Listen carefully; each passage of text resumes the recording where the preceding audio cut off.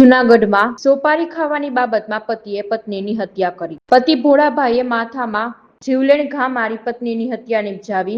જ્યોતિબેન અને ભોળાભાઈ જૂનાગઢમાં રહેતા હતા. ભોળાભાઈએ સોપારી તે કેમ ખાધી તેમ કરી ઝઘડો કર્યો અને પત્નીની હત્યા કરી.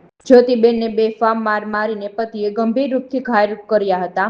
ત્યારબાદ તેમને રાજકોટ સિવિલ હોસ્પિટલ ખાતે સારવાર અર્થે લાવવામાં આવ્યા હતા, જ્યાં તેનું મોત નીપજ્યું. આ સમગ્ર મામલે પોલીસે આરોપી પતિની ધરપકડ કરી છે. મારું નામ સાગર છે. આમાં એવું છે સાહેબ કે હું સૌ ભાવનગરનો, મારું નામ સાગર છે. અમે 8-9 વર્ષથી રહી છીએ જુનાગઢમાં, સકરબાગ પાસે. અને અમારા દીકરી છે એ વ્યક્તિ ભગાડીને લઈ ગયેલો છે.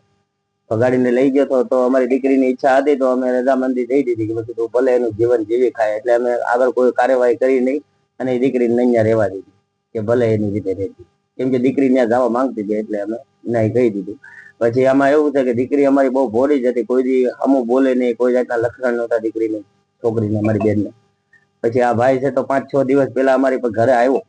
ઘરે આવીને મેં એને કીધું કે છાપરું બાંધવાનું છે, 1000 રૂપિયા તમને આપીશ.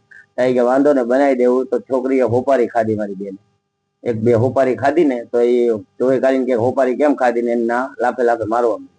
તો મેં એને ના પાડી દીધી કે આવી રીતે તમે ઝઘડો કરો માં મારી બેનને મારો અને તમે તમારી રીતે ઘરે વયા જાવ, અત્યારે બાંધો. એ લોકોને સમજાવીને મેં ઘરે કાઢી મૂક્યા. ઘરે લઈ જાય બદલ પછી એને ત્યાં ઘરે એવી રીતના માર માર્યા છે. બાકી ઘરના બધા એના હતા સભ્ય તોય હાજર, તોય તેમ માર્યા. એટલી મારીને દીકરીને કોમામાં ગાળી દીધી. પછી ત્યાંથી એને દાખલ કરી જુનાગઢ હોસ્પિટલ.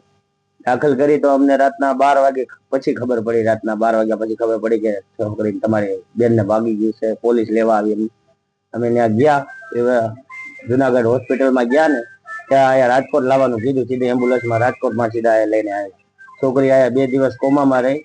3 મહિનાથી પ્રેગ્નેન્ટ હોતે છે, 3 મહિનામાં છોકરી. અને આયા રાજકોટના સિવિલમાં 2 દિવસ કોમામાં રહી અને કાલે ઓફ થઈ ગઈ સીધી અમારી છોકરી.